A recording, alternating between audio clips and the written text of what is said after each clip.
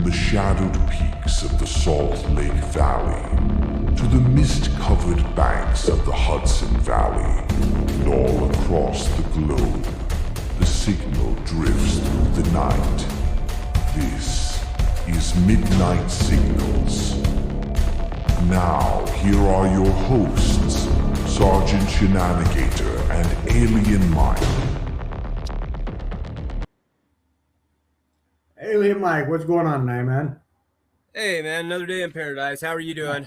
I'm doing much better. And first, an apology for last week. I was so bad you guys couldn't have heard my voice, but that probably would have been a good thing, I guess. Yeah, when you called me, I was like, "Uh-oh, something's going on." Yeah, And it was rough. Whatever's going around is no joke, and I understand you're starting to come down with it now. yeah, I've been feeling like crap the last couple of days. I think part of it is I don't sleep very much, and yesterday I didn't get out of bed until probably 12:30. I just couldn't do anything. Today I feel like shit, but I'm doing better, I think. I'm not as exhausted. That's always good. But Yeah. we got some people coming back to hang with us again. That's always a good thing. Linux, what's up? Robert, what's going on, buddy? Sakona. First. Who else we got up here? Nadine. Nadine's back. It's good to see all you guys again. Yeah. Missed you guys last week. So before we get into tonight, I'm sure you're going to say the same thing. I went into this as a non-believer, and I'll tell you how I feel at the end of this episode. Yep. That's pretty much spot on with me. We'll see. So, I mean, what we're going to talk about tonight's always fascinated me, but yeah, it's hard to believe, especially now. I mean, you saw the thumbnail we had for this. Yeah. It took AI about 12 seconds to create, and that was a pretty dang good crop circle with our podcast right in the middle of it. Yeah, I thought it was fantastic. So yeah, tonight we're going to get into crop circles. Nope. Sounds like a plan. I thought for decades that they just appeared overnight, but it goes back longer than decades. Mm-hmm. And the farmers would wake up confused, scientists argue, skeptics would laugh, and then quietly run out of explanations. So tonight we're going to talk about these crop circles. We picked 3 of the top 5 crop circles that are unexplained. So why don't we go ahead and get into it, man? Sounds like a plan. I'll give you a quick, brief history. I mean, long before anybody owned a combine harvester or a Reddit account, geometric symbols were carved into land all across the globe. Ancient cultures across Europe and Asia created land glyphs, spirals, circles, and geometric earthworms. Earthworms. Great. Great. There we go. Yeah, if you think about it, earthworms do the same thing. If you look at the hieroglyphs in Egypt, and you look at the cave carvings of Native Americans, they all have spirals of some sort in there that they're all over resemble what we're talking about tonight. Oh yeah, I've seen countless of them here in Utah. Oh yeah, I mean, even on, I know you haven't watched a ton of the show, but even Skinwalker Ranch, they found spirals up there. Oh yeah, and so that's I think it's interesting. Northwest of where I'm at. Yeah. So back during those times, they thought they didn't think like we started to think, aliens. They were coming up with fairies, spirits, demons. I like what I wrote down here. Or anything not named Steve from the next village. Yeah, I read that. Got a laugh out of that one. This is what happens when you start to write a script or an outline while you're doped up on NyQuil or DayQuil. Yeah. So, yeah. The first reported was in 1678, and it was the mowing devil in England. And it was when I say reported, it actually made not newspapers, but they had printed documents about what they found. So it's really interesting that it went back that far. I didn't think it went back into the 1600s to where they were reporting on it. Yeah, I didn't either. And then it got a little bit bigger between the 1700s and 1800s throughout Europe. And the key thing that's happened now with the unexplained we're going to talk about and what they were getting back there is they couldn't figure out how the crops were bent and not broken. And that became something big because bent crops, after a couple of days, they're back upright. Yeah. So. Yeah, I was just watching a thing on, I think it was Ancient Aliens, that they were talking about that. Yeah. And they couldn't figure it out. A lot of them, why they were bent over or not broken or cut perfect. It was weird how they went into it. And there was really no rhyme or reason to the pattern. I mean, if they were doing spirals, some of them were clockwise, some of them were counterclockwise. Yeah. But it seems that the big focus, it was happening throughout Europe during this time, all the way up in the early 1900s. But the big focus always seems to be around England. Mm-hmm. That seems to get the bulk of them. Then in the 1970s is when the explosion of crop circles started happening. Right. They began appearing more frequently. Designs became larger and more complex. And all of a sudden, mathematical precision starts to show up. Yep. And that's at first they were really convinced that it was supernatural, paranormal, aliens talking to us or something beyond our scope was causing it. But then when the mathematical precision started showing up, that's when skeptics began to really crack down on these things, saying they were man-made. Because all of a sudden it goes from spirals or circles to very intricate designs. Yeah. And I've heard it from both ends that, it has to be something extraterrestrial because of how precise they are, how, the math that goes into it. And then it's like, well, no, we can do math just like anybody else. Yeah. So, sorry, I'm trying to pull one up here real quick. Mm-hmm. This isn't, come on. You can cooperate with me, computer. You like me today. It's the NSA blocking you again, Steve. See, we start talking crop circles and all of a sudden the NSA and the CIA start jumping in. Mm-hmm. So, again, this isn't one we're talking about tonight. But you start going from just regular patterns to this. Okay, let me get over. And it's really difficult to say, all right, how do we go from a spiral to something that looks like it belongs in a museum? Yep. I mean, they're fascinating. It's incredible. The geometry, the artwork. Yeah. I don't know. I don't think you have it on there. I don't know how to share, but if you can pull up, let me find the name of it. The Julia set was another one that I just couldn't figure out, like how incredible it was. And there are some that look so simple that it doesn't look like it would be that difficult. But then when you consider everything that goes into it, it's just unreal.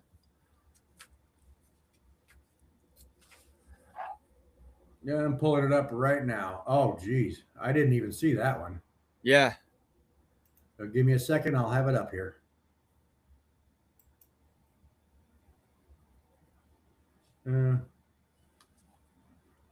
Maybe. If I don't have the actual crop circle. I just have the fractal itself. Oh, okay. I'll pull it up and just show it real quick. So it would take more time to go search for it. Yeah. So you're talking about the crop circle that looked like this.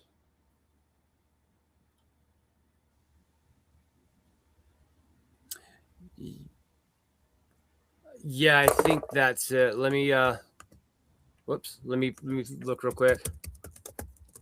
Yeah. Well, while you're doing that, they did start studying on why England was the epicenter of all of this, and they actually found Yes. something that other places that weren't getting crop circles that England had that they didn't, and that was, I mean, everybody had wide open grain fields, rolling hills, but it was the soft chalk and limestone soil. Excuse me. Hey, David's here. Hey, what's up, David? And yes, that was that Yes. one that you pulled up. That was it. That was it. Yeah. We're actually going to talk about that one. And Jamie just joined us. And we're going to talk about the plant nodes and things like that. But yeah, that was the big thing was the it seemed like every place that had a crop circle was soft chalk or limestone soil or a combination of both. Yeah. The other thing was they found that they were showing up around sacred sites such as Stonehenge and other sacred sites throughout England. They were showing up really close to that. Yep. Hey, I know her. Hey, welcome. I think I know her. I think so too. But the one thing that really shocked me while I was going through all of this ties back to another episode we did. They also seem to be along ley line intersections. So it's weird because as we talk about all this, you know, the Mexico zone of silence, or you know, other things we talk about, that the UFOs along the ley line, it all starts to come together, and Yeah, I it's started weird. noticing that probably about 5 episodes ago. I was like, holy shit, all of this stuff is tying together in one way or another. So the other reason is that the crop circles show up mostly in Europe is because of the English wheat and barley. They grow tall and uniform, and they do bend easily without snapping. Mm-hmm. And when flattened, they do create a clear contrast. So as we get into it and we start talking about the hoaxers, the clear contrast will play into that. But the ones we're going to talk about, kind of really difficult to say hoaxers that we're going to talk about did it. Yeah. I'm not saying it didn't happen, but what we're going to talk about is the ones they have no theories on.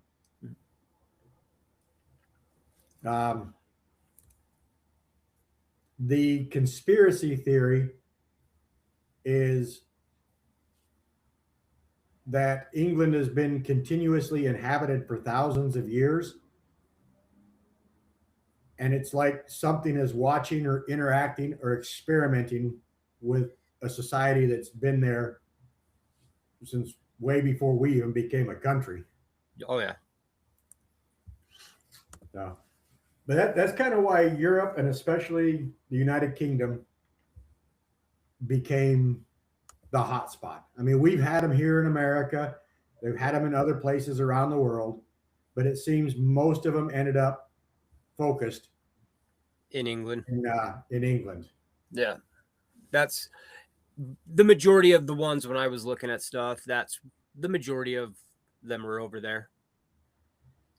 And at first I couldn't figure out why, like why it was so.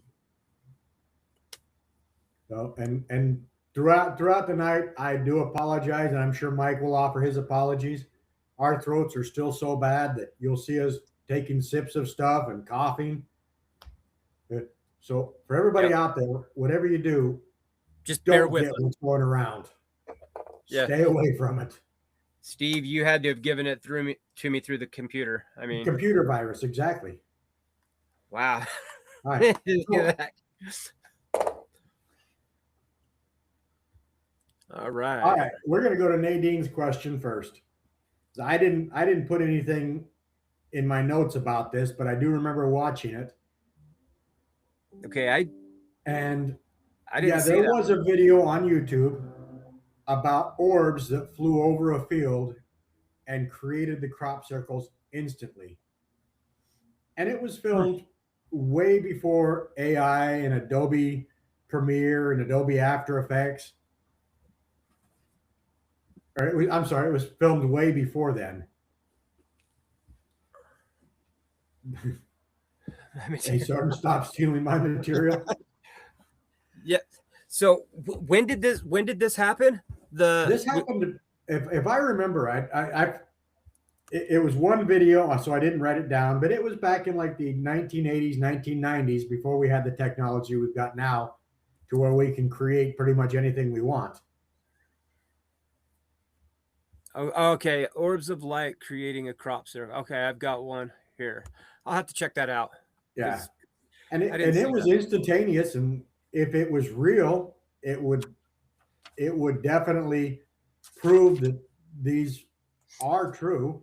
They are created by something outside of what we believe to be normal. But at the same time, it's really hard to say it because, I mean, we start getting into the hoaxers, which we'll talk about now.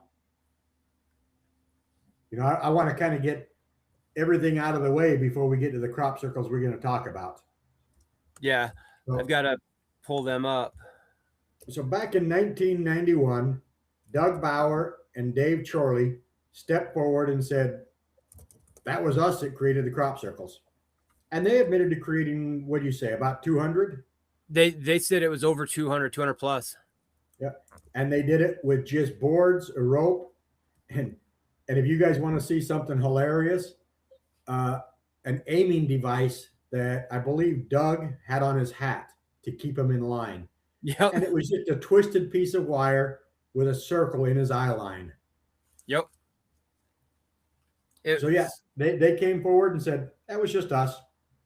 Yep. So everybody, you know, the media lost their mind because they were reporting these as alien contact or, you know, whatever. But scientists are like, all right, this is all a hoax. We're done talking about it. Now, I know I saw it somewhere, but I can't remember where I found it at. What did they say the reason was that they were doing it? Just for the hell of it, I believe, just for the hell of it, yeah. Just mess with people. They thought it'd be something cool to do. But while during an interview, you know, they had several interviews during their 15 minutes of fame. During an interview, they showed the reporter exactly how they did it, how he used that little wire circle of dangling from his hat to keep him in line. And they did some really good stuff. But it was not as intricate as other stuff. They couldn't make a straight line. They couldn't make a perfect circle. So while everybody was saying, yeah, the hoaxers did all this, it's hard to compare what they did to what we're going to talk about tonight. Exactly. And yeah, Nadine, you're probably right. They did it to piss off farmers. Yeah, pretty much. I couldn't imagine being a farmer and having that happen. I would. Oh, that's your livelihood down the drain right there. Exactly.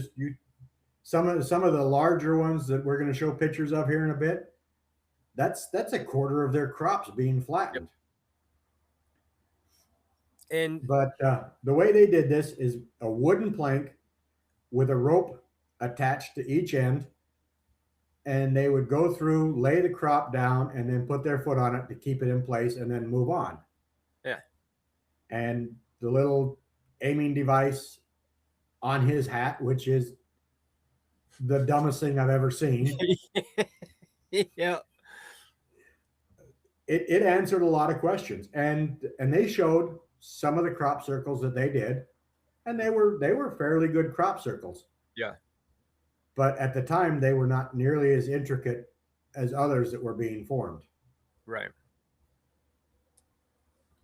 So and after they came forward, and well, before I go into that, it would take them several hours to do this, do a small a small crop circle. And they would always leave footprints, broken stalks, and uneven in edges. Yeah, that's what some of the more intricate ones, if you get into the details behind it, the fact that these things were done in a single night and how complex they were with no real evidence of how they got there. Not only how they got there, but how the hell do you do something that detailed in one night? Yep. Something strange happened after they came forward and admitted to being the ones that created these crop circles. All of a sudden, the crop circles got larger and more intricate. Yep. And they started. This is where it gets fun. Is they started creating fractals and ratios and what some scientists believe were mathematical formulas built into the crop circle. And these two hoaxers did not have the knowledge to come up with mathematical fractals. Yeah. You know, like the one I just showed that you were talking about. Yeah. I'm going to try and pull one up here, find one real quick. So right. Keep going. I can't remember. Do you have the share button on your side? Let me look. Yeah, it says I do. So I'll try it when I find it. Okay. So yeah, all these guys were just two guys, like Nadine said, pissing off farmers. And when they came forward, it actually created the copycat problem. All of a sudden, art students, pranksters, attention seekers, they'd start going out into the fields and do it. And they start creating teams. And even though they were looking good, they still didn't compare to some of the unexplained. And I can't remember the exact number, but I want to say it's like only 0.25% or 0.5% were ever unexplained. It wasn't a large number. And the ones all these guys were doing, there were no perfect edges to it. It always looked sloppy. It would break the crops, and they would leave evidence everywhere. If it was the art students, they'd end up leaving beer cans out there because they're drinking, having a good time making crop circles like most college students do. Right. Okay, I think I found it here. I don't know if it's going to let me share it, though. Let's try. Share screen. Okay. I think it was that one. Oh, yeah, here we go. Did that come up? Didn't share it. Oh, there we go. Okay, so can you see my cursor moving? No. Okay, so in the middle, just with the talking about the complexity and the math. So in the very centers, there's the circle, and then above that is a little line, and you can see how it kind of goes from the inside of the circle out. You'll see that'll be 3, and then the little tiny circle in the middle there would be the point. And I don't know how they were getting the lengths or the numbers. But it was based on the radius and the distance. Oh, okay. But that just kind of blew me away because it's the first 10 digits of pi and how they did that. Like it. Yeah. So it's definitely, I mean, an art student might have the knowledge to do something like that, but to create it so perfectly that scientists are studying this picture and all of a sudden they go, hey, if we start doing measurements of the radius and the distance, we come up with pi. Yeah, how did that's the thing. How the hell did they figure? You're looking at something like that. How do you even think to go? Okay, well, let's see if it's this or let's see if it's that. You know, Yeah. that always blew me away. All right. So what else happened in the mid to late 90s? I think we ended up getting something called the World Wide Web. Yep. You know, it all started out with you got mail from AOL. And that's when the world went downhill. Yeah, pretty much. But what happened is all of a sudden it went from art students and rowdy teenagers to a group called the Circle Makers. And their website is still up today, circlemakers.com, I believe it is, or .org, I can't remember. But they would actually use GPS surveying tools and go out and work. Our good friend Colin's with us. Hey, before we go any further, Colin, I saw your post. Congratulations to the Horrific Podcast on 2,000. I did not see that. That is amazing. Yes, congratulations, bud. I just remember it was like the end of last year. You just hit 1,000. Yeah, you're That's flying awesome. now. So congratulations on that. And for anybody out there that still hasn't subscribed, go check them out. I've got to get back on it. The last month and a half has been so hectic on the weekends. I haven't had a chance to join them, but I enjoy just hanging out, drinking a cup of coffee or a nice hot tea and listen to these guys talk about everything. Yeah, it's a great podcast. It is. Especially the Ash versus Evil Dead. You will see me back on there eventually, Colin, just real soon. I promise. So what Circle Makers did is they started using Teams. This was also the beginning of GPS. So they started using GPS to lay out everything. Boards and ropes, of course, but they brought in surveying tools rather than the little wire stuck on some guy's hat. But it would still be anywhere from 4 to 6 hours for them to create a very intricate pattern working in teams. And they're working in farmers' fields, and I'm sure it's the same across the world. Farmers don't get up late. Yeah. So they're risking being out there in a farmer's field when he's about ready to get up, have his morning cup of coffee, get on the tractor and head out to the field. Yep. So they risked getting caught, but they did it. They admitted to several of them. And then they started getting corporate sponsorship. So now they're putting corporate logos in, and the farmers are okay with this now because they're getting part of the corporate sponsorship too. Yep. So it ends up being a nice business arrangement. So what this is it shows that a vast majority of crop circles are made by humans. And if there are any crop circles made by the orbs flying around or aliens, or I've even heard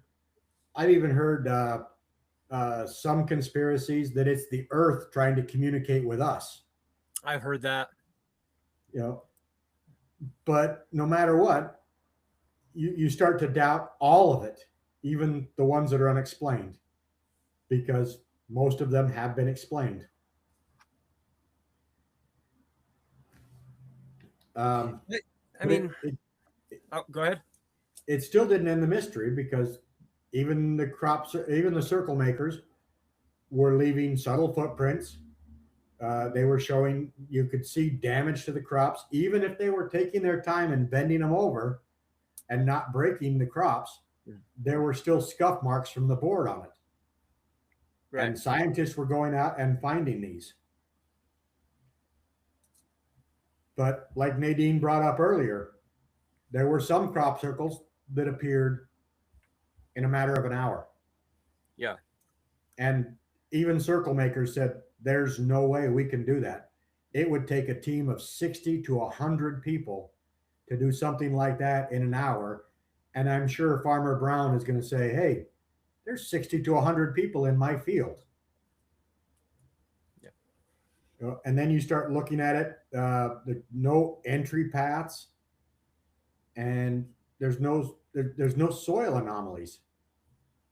So to be able to do this, Circle Makers said that their average team was about 20 people, and it would take them 4 to 6 hours.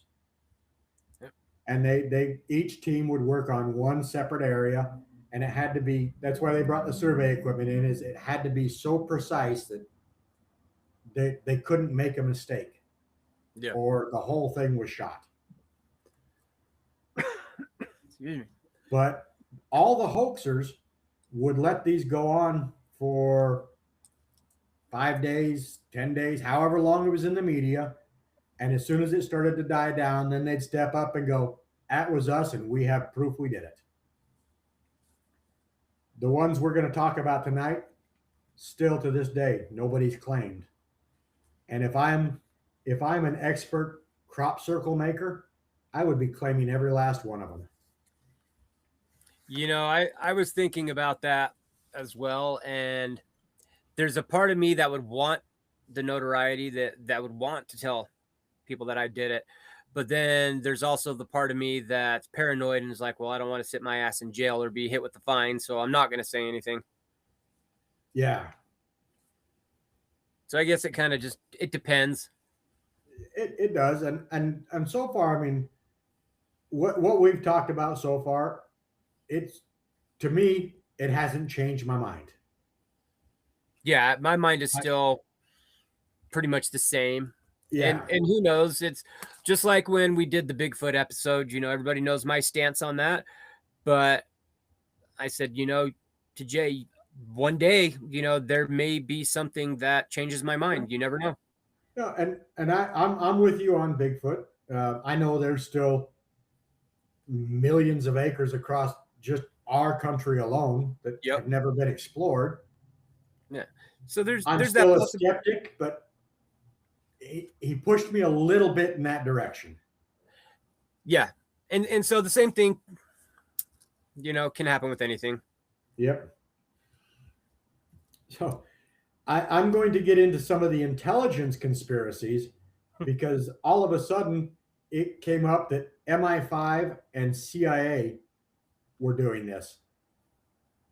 And I'm gonna be honest right up front.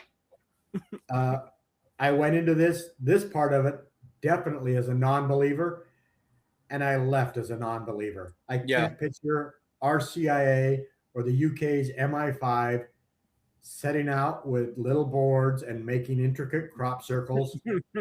They've got other things to worry about. Exactly. I mean, this was right after Desert Shield, Desert Storm, going into the War on Terror. Yep. Our intelligence had many more things to worry about. Agreed. But the reason this conspiracy popped up is because it required large-scale ground markings to create them, and it needed satellite technology. So that's why all of a sudden this became a huge conspiracy. And then the added conspiracy was the founder of circlemakers.org was in his final year of university. I wish I could remember the university he went to. I can't remember if I wrote it down. Yeah, I'm looking for it too. Nope, I didn't. The university he was going to was right across the street from MI5 recruiting, and they actually shared a quad that they would go out and have lunch together. I mean, it was not unusual to see college students and MI5 having lunch. And back then, as in today, MI5, CIA, they all recruit upcoming college graduates. So that's kind of where that conspiracy was born. And again, I don't buy into it. Right. But the big thing that kept this conspiracy going was during this time, patterns would start to repeat in different places. and all of a sudden messages would evolve, which we're going to talk about here in a little bit. And intelligence is all about capability and not just belief. So whoever or whatever can leave massive complex symbols across open countryside without detection is demonstrating one thing very clearly. They can act and remain invisible. Yep. And before we get into the 3 crop circles we're going to talk about, go ahead. I was going to say he went from 88 to 91. He went to Middlesex University, 91 to 92, University College of London, and then 96 to 97, the University of Westminster. That was John Lundberg. And MI5, they claim it was a secret MI5 building. Yeah. Well, you can look it up. It's not a secret. It was a recruiting office. Mm-hmm. So some of the crop circles, I don't have this in my notes, but some of the crop circles that are unexplainable are one of them was right across the highway from Stonehenge. Yeah. And what made this one so unbelievable that it happened is Stonehenge at the time, and probably still today, has security on site. They want to make sure, people like me don't show up in the middle of the night and start screwing with a national monument. So they've got security that monitor that place 24/7, and nobody spotted anything in the field. Yeah, I'm looking at that one right now. If you can share that, throw it up. Let's see. Crop circle across from Stonehenge. This is the one that's just an AI art one. Oh, just throw it up. This is what the same one. Yeah, it looks like. Come on, clicky. Looks like that. Similar to that. That's what pulled up. Yeah, similar to that. And it wasn't that close to Stonehenge, but it was right across the street where security would have noticed. It wasn't up a hill. It wasn't somewhere that was hidden by a rolling hill. Yeah, did that change on the screen too? Here's another one. It changed.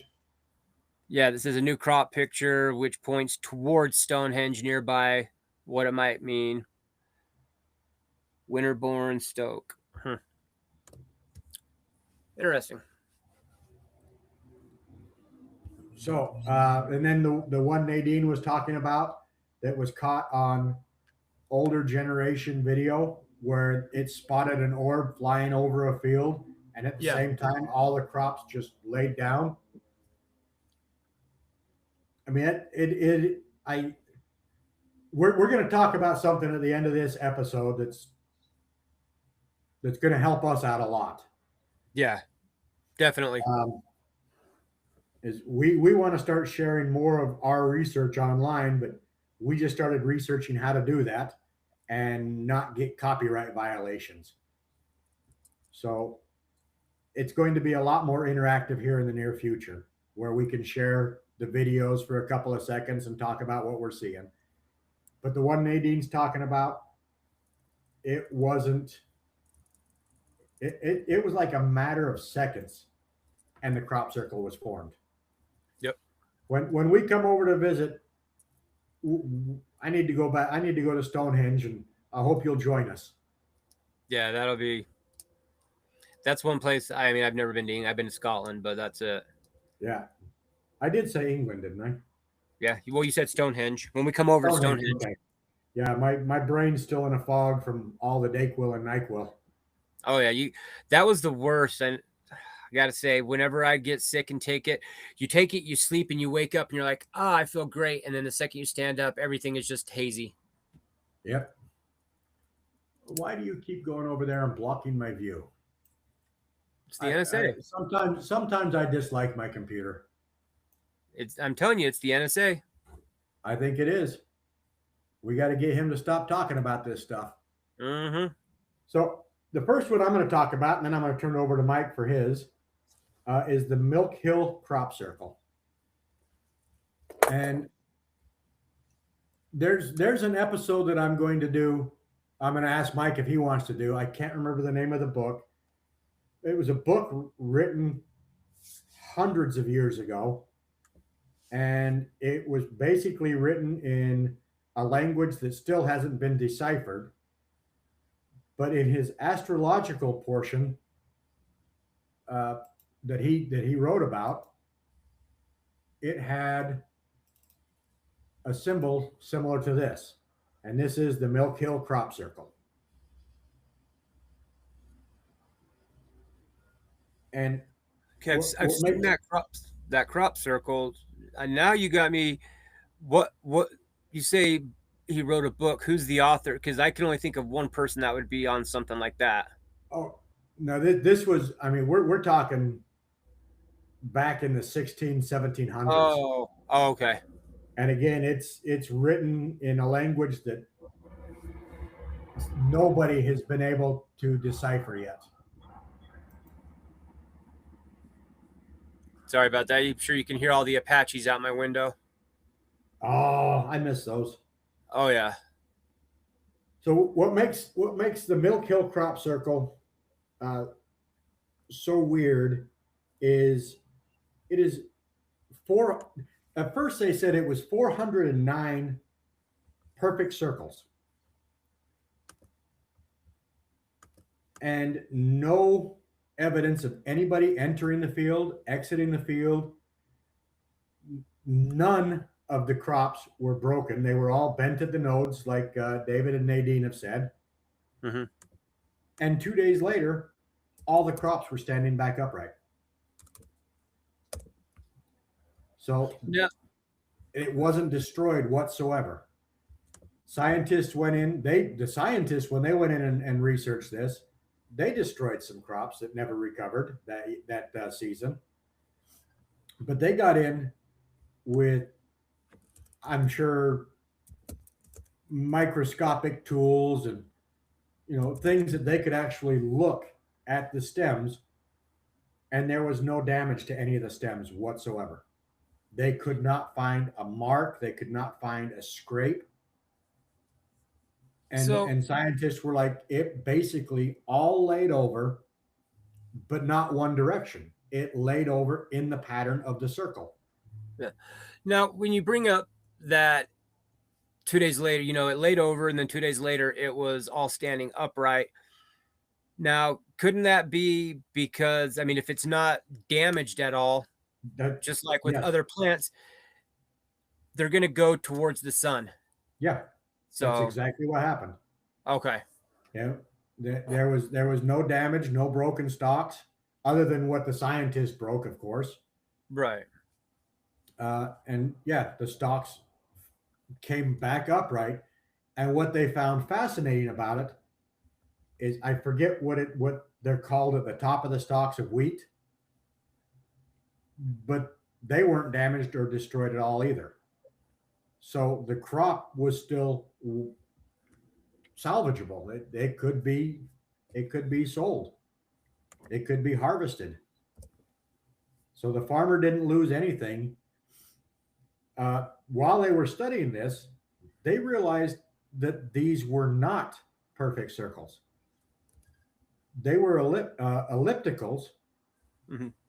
but they were done that way because it is on a rolling hill. It's on the side of a hill, and it was done that way so from the air it would look like a perfect circle. But every one of them was in an ellipse. Yeah, wasn't a perfect circle. Bent towards the bright orbs. And they have been studying this one for quite some time to determine if this, I mean, it is a yeah, my brain is dead. A fractal. It is a mathematical equation of some sort, but they cannot solve it. And that's the milk one, right? Yep. And they also found that there were no mistakes, no hesitations, and no corrections. And the measurements of each circle, like the larger circles, the measurements were all the same. And as they went down in size, you could go around that pattern and they all remained the exact same dimensions. Can you pull the picture up again? Yep.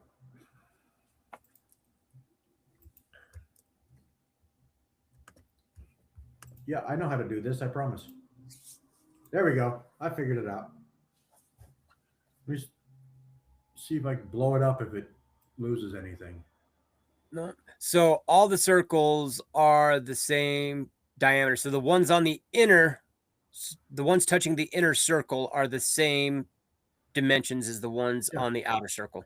And you see, you have the smaller circles next to the larger circles. Yeah. The smaller circles are the same, and then the ones rotating around that are the same. So it all measured perfectly, and it was designed. I mean, you'd think if it was kind of not oval, but it wasn't a perfect circle, that Right. you could do it exactly the same as a non-perfect circle and make it look like this from the air. But the only problem is that no matter what direction you looked at it from the air, it always remained a perfect circle. It was never off. Always. Yeah. And really in cool, order to do that, you have to have the odd shape at a different angle throughout the whole thing. Yep. And circle makers got involved in this one and said, we could do something like this, but it would easily be, this is where they were talking about a 60 to 80 man job, and it would take 6 to 10 hours to do. Yeah. And the problem with where this was at the time is when it happened, it was more daylight in the UK and less evening. So it was like getting dark around 9 a.m. and then the sun was starting to come up earlier. And they figure in order not to have been caught to work in perfect darkness, they would have had 4.5 to 5 hours to complete this. Yeah.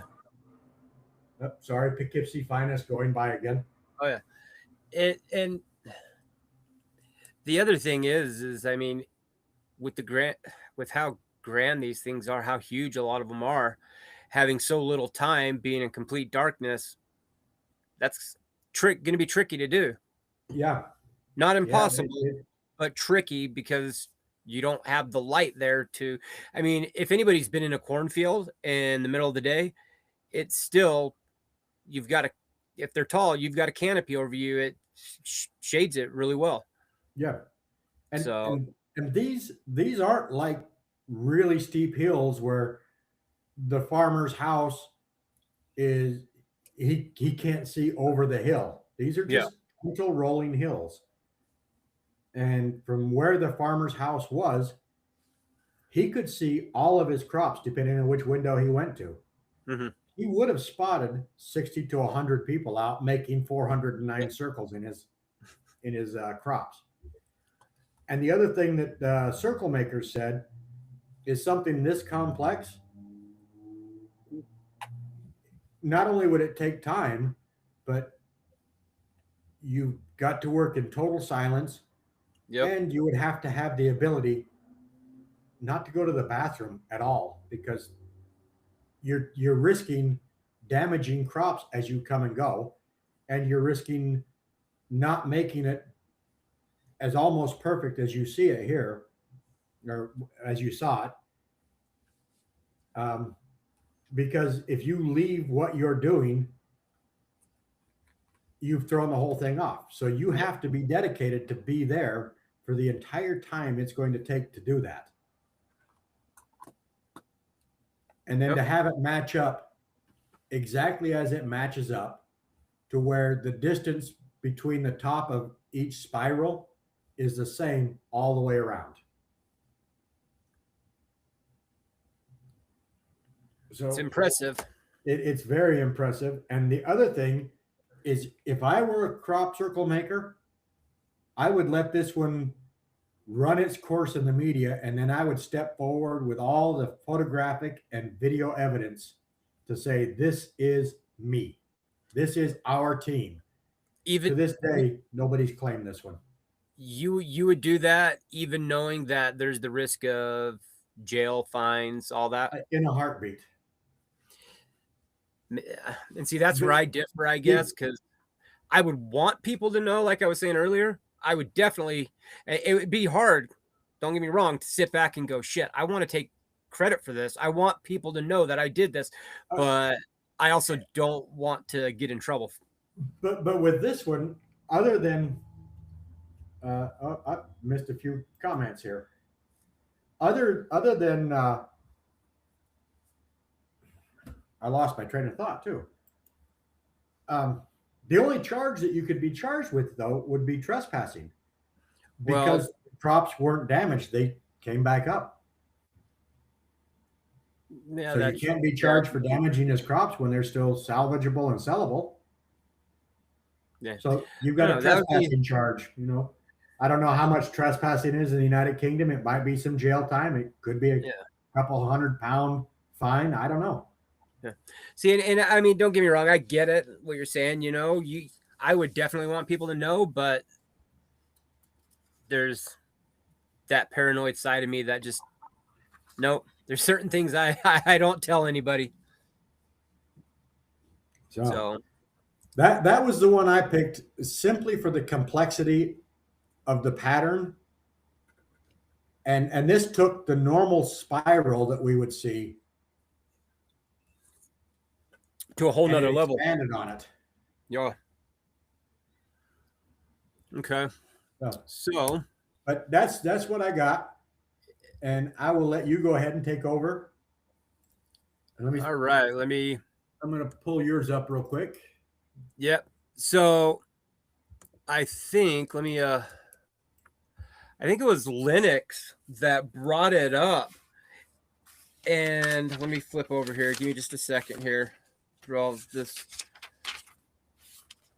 monster pile of notes I have in this book here. Yeah, while you're doing that, I guess Nadine, I guess you could be food tampering.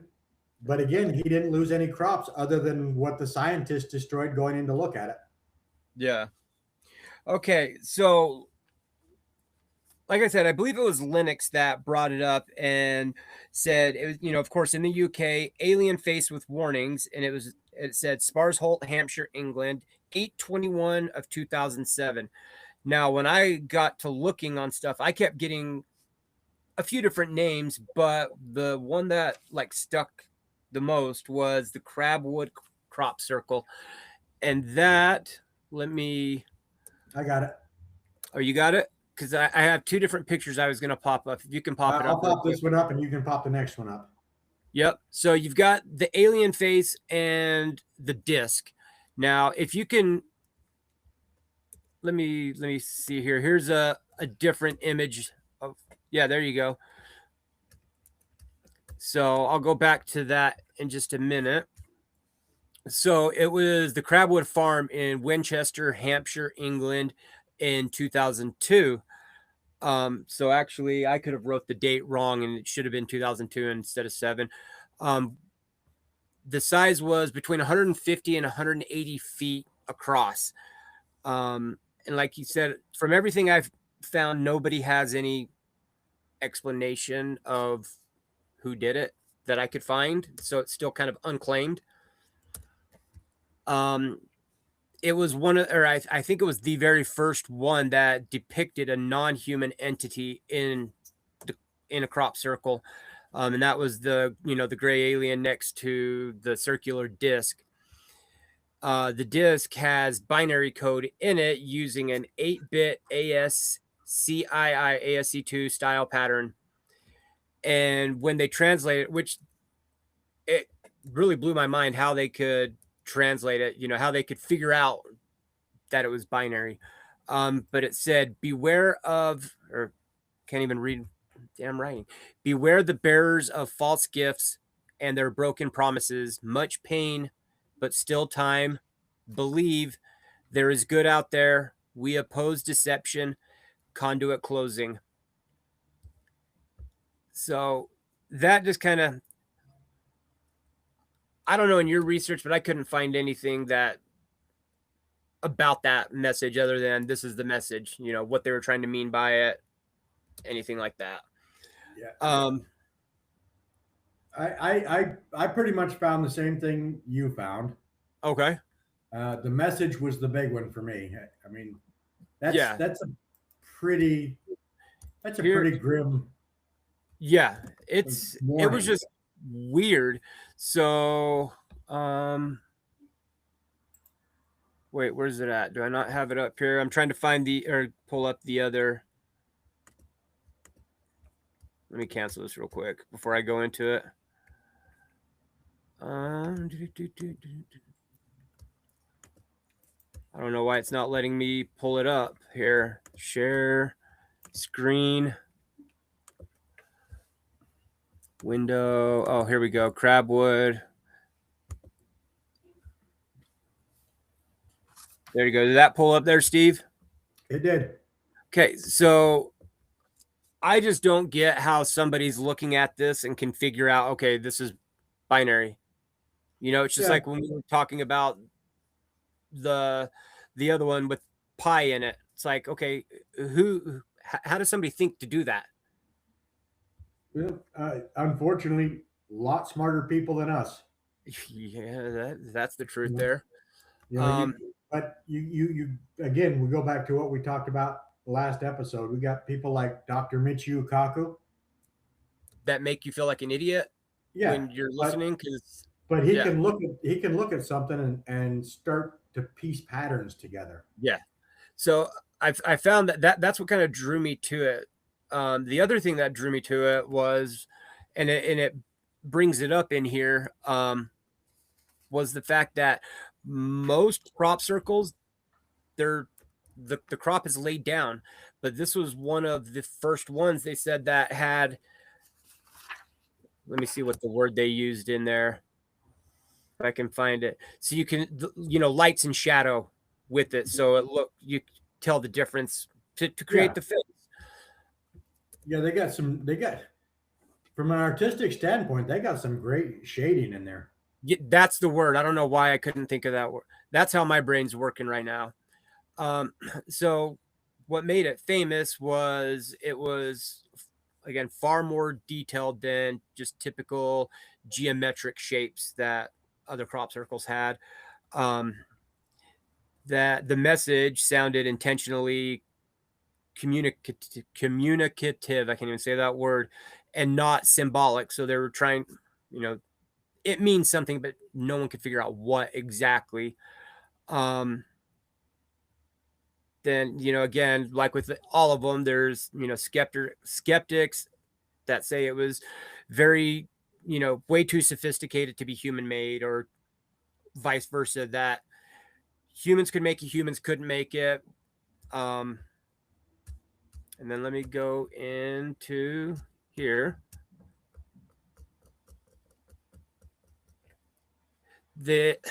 And this I couldn't figure out really. The more I tried to look at it on the disc itself, and it kind of explains it's the data carrier. So that's, I guess, how they figured out what the message was on it. I know if you've ever looked at the way the computers, when you look at the data on a disk and how it's fragmented, it looks just like that. Yeah. And I've studied a little bit of binary, and I've tried and I can't. It's difficult. Yeah. But yeah, I can see looking at that disc, I can see where you could start to piece it together, but I got no patience for that. I go, that's the letter A. I'm going to go get a cup of coffee. That's the thing. And this is another one, just like pretty much all of them out there, that said, what makes this one so strange is the complexity of it with the shading, the binary code, how big it is. And it popped up in one night and there was no trace of anything. Yeah. Now, that doesn't mean that it can't be done. Like what you think you said the circle maker said it would take, 40 to 60 people to do it. There could have been a lot of people that did it, but how do you get these people in there and not have any trace that they were there? And then I did find, why the 8-bit, why that mattered, how they figured out that. It says modern digital text often uses 8-bit ASC2 encoding. Each letter or symbol equals 8 bits. Each letter is either the 1, which is on, or the 0, which is off. And then it says, gives you an example here, like letter A is 0, 1, 0, 0, 0, 0, 0, 1. And then B is all that except for the 1 at the end is a 0. And the crabwood disc mirrors that structure.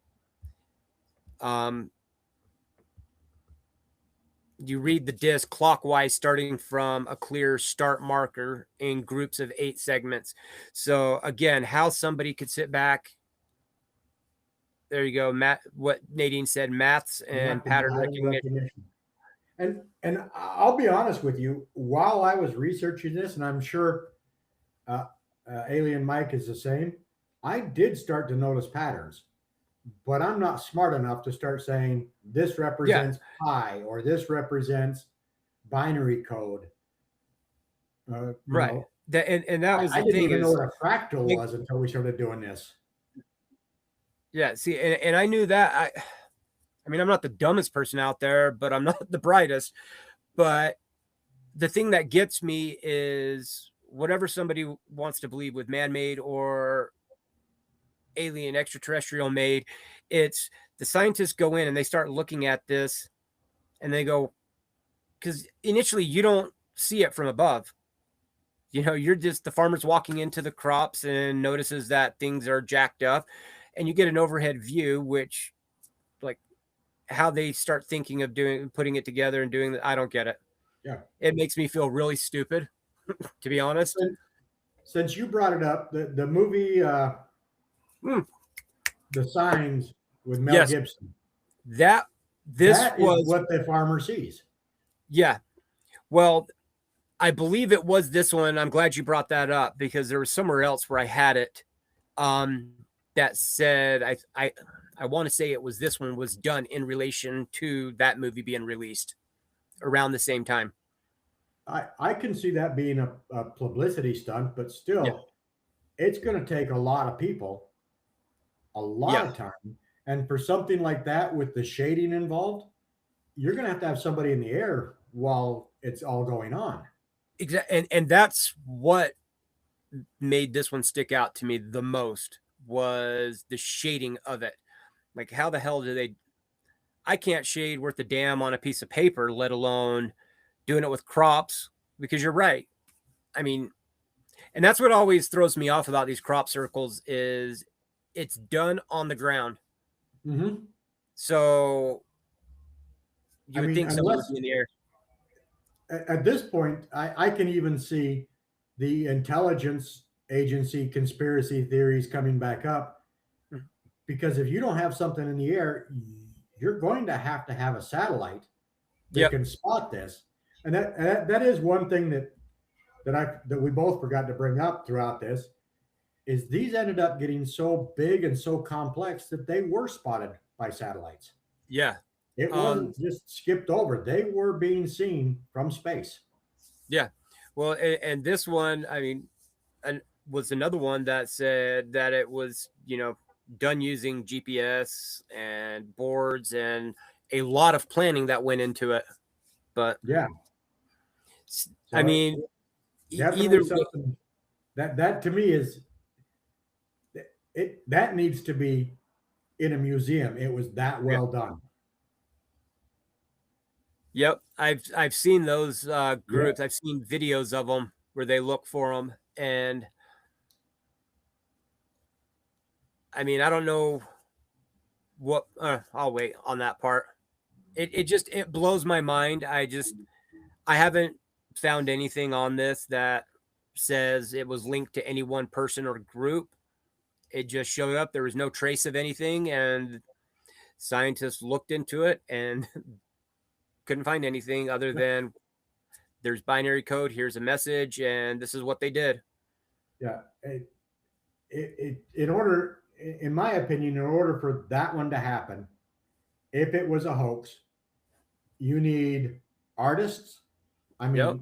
serious artists. You need mathematicians. You need computer programmers who are very familiar with binary. Yep. You need engineers to space it just perfect so you don't miss the message. That's what always gets me too, is the spacing on, I mean, it's exact. Yeah.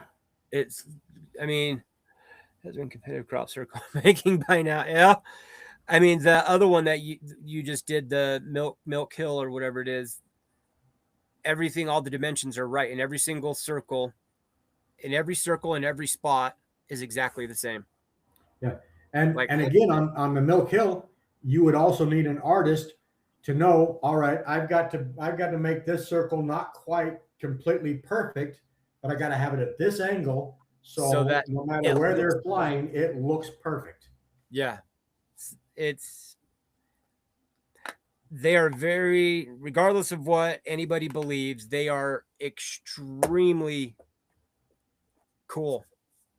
The math behind it, the geometry, everything. It's just fantastic. No, I was really impressed with that one, and I'm glad that you chose that one to do. Yeah, Because I mean, to me, that's still intriguing to be I'm the still shading, the lighting, everything being that well done. yeah, In props. I'm still looking at things on it. You know, I'm by no means done researching it. I didn't everything that I found though, pretty much, I don't know if it was the same for you, but everything I looked at gave pretty much the same information on it. Was this is what it is, this is what it says, and we don't know. Yeah. So that's what's been I'm the same thing. It's just some of the ones I looked into, like, okay, the one you brought up at the beginning that ended up being pi. Yeah. When I looked at it, I could see a pattern. Yeah. But at no point in my, in no point in my life would I have said, hey, that's a mathematical formula. I believe that's pi.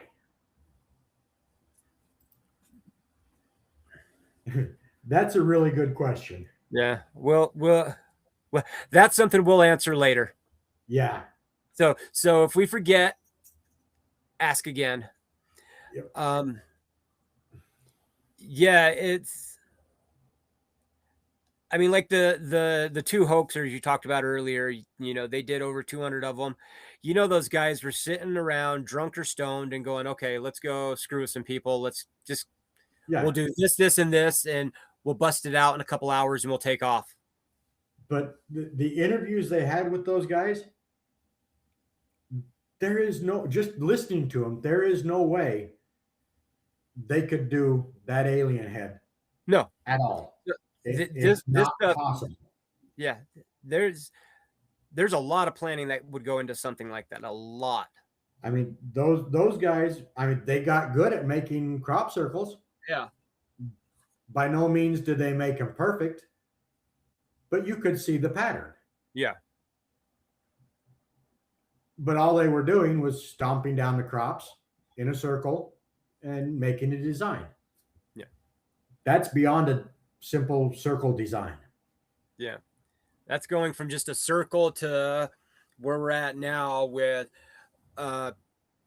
shaded alien head that looks realistic to binary code, and everything is mathematically perfect. Yep. But I mean, this is one I'm going to keep looking into, and if I can find more information on it, I'll definitely bring it up again. But when we talk off the air about the name of that book, when I finally come up with it, Mm-hmm. I'm going to bring the Milk Hill Circle back into it because of how close it resembles the drawing in this guy's book from the 1600s. Yeah, that's cool.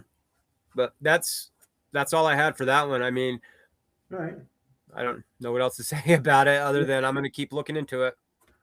The last one is to me, it was really interesting because back in 1974, we did something that we'd never done before.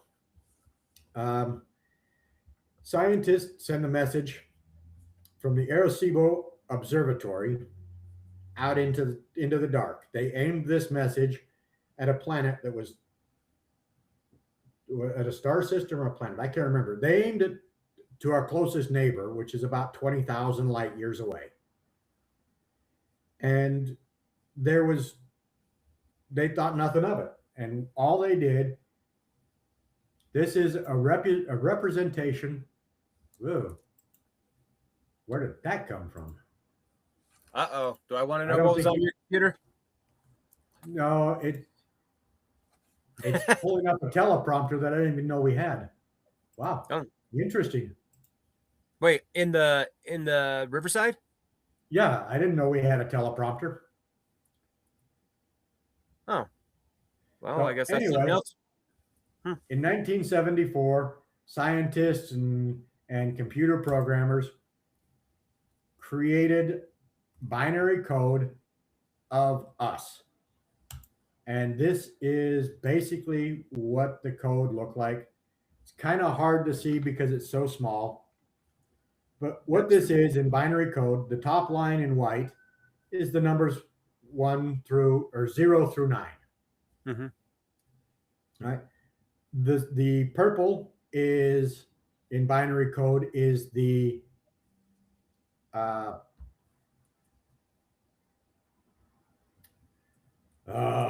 come on, Steve.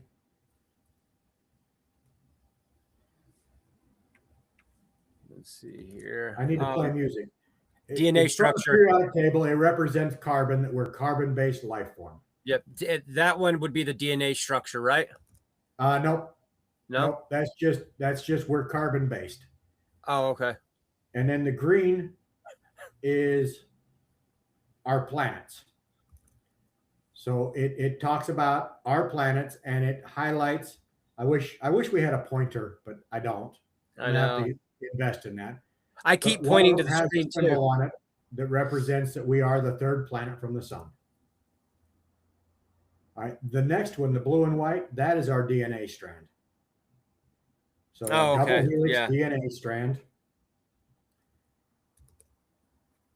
And then what our race looks like, as well as some other information. That would be would that be the human form in the population? That is the human form and the population of our planet at the time. Okay. And then the bottom one represents the Arecibo Observatory, which is how we beamed the message out. And scientists, this is 1974. The planet's 20,000 light years away. They're not expecting a message. Yeah, Colin, I thought the same thing. It did look like Tetris. But they sent this out, and they knew that they weren't going to get a response in their lifetime because it's going to take so long for it to travel 20,000 light years. Then if we do get a response, however long it takes them to get the message back to us. Okay, and so it's reminding me of the WOW signal. I don't know if you looked into that at all. Where in Ohio in 77, they sent out on a radio telescope, same thing. They just sent out a message and then they got this weird thing back. Yeah, it's similar, but this one took a little bit longer. In 2001, right next to the Arecibo telescope, we got a response. And it was written in the same binary code, but it was a crop circle. And this is what we got back right here. So in 2000, I'm sorry, it wasn't the Arecibo Observatory. They got this one in the Chilbolton Observatory. And they found this as a response. Okay. And it followed the same hydrogen pattern. It was binary. It was the same layout, same logic, same mathematical language, but the details were completely different. The biggest thing they noticed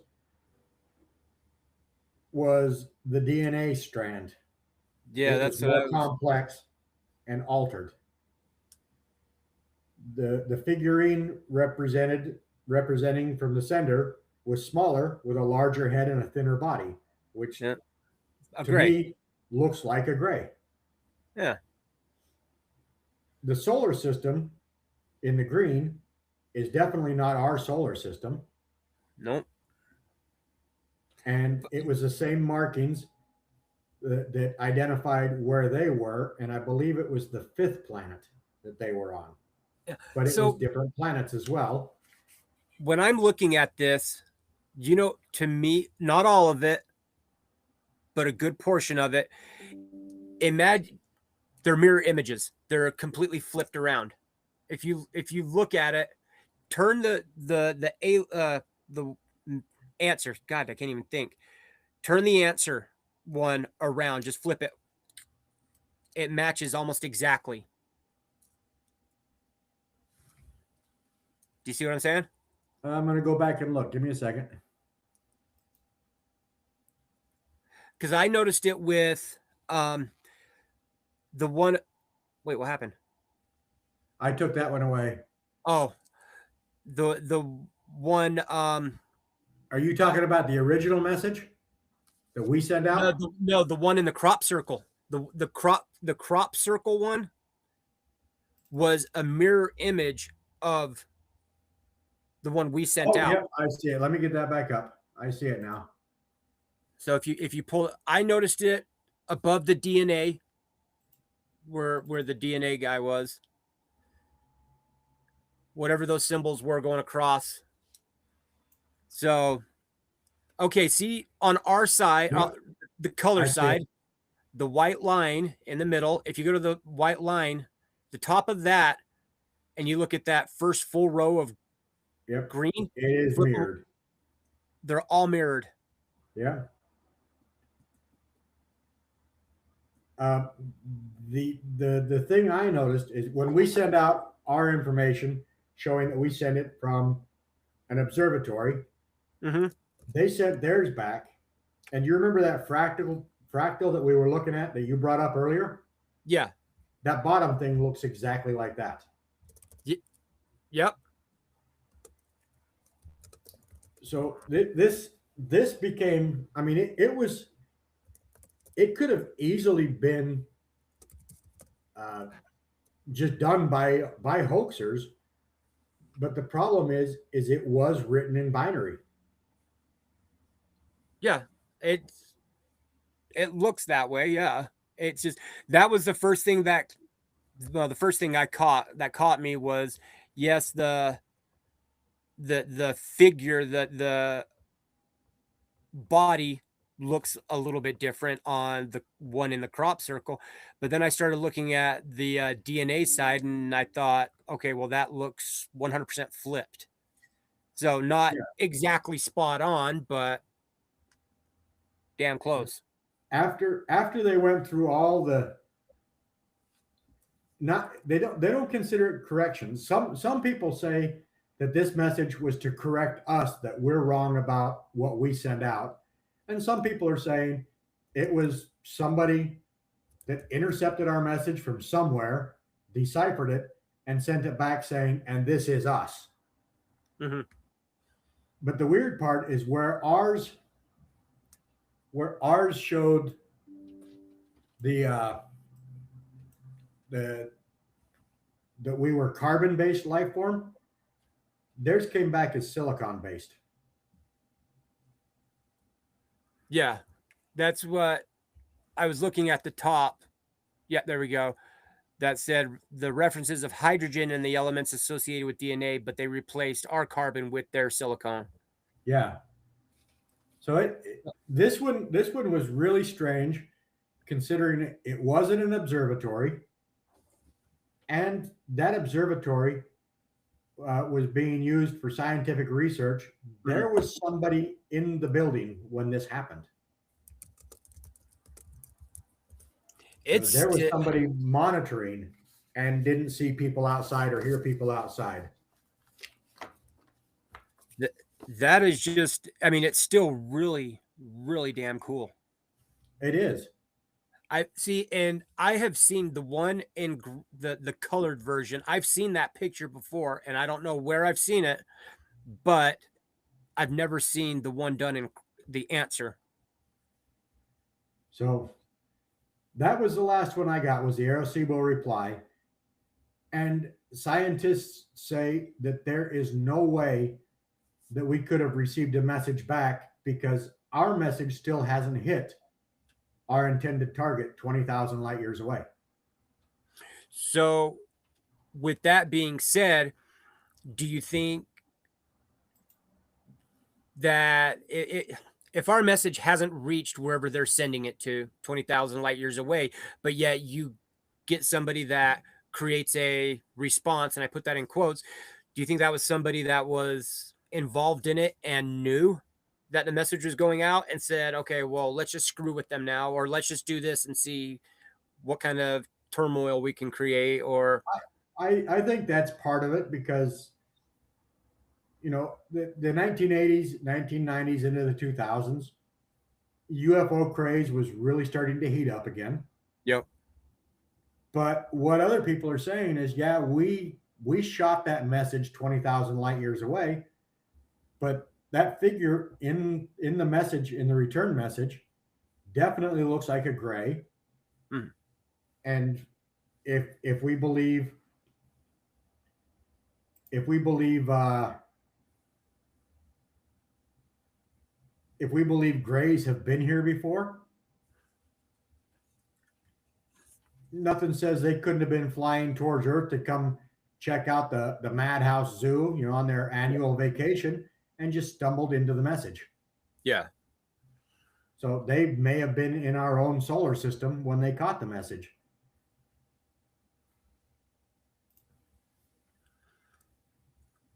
Do you think aliens listen for us like we listen and look for them?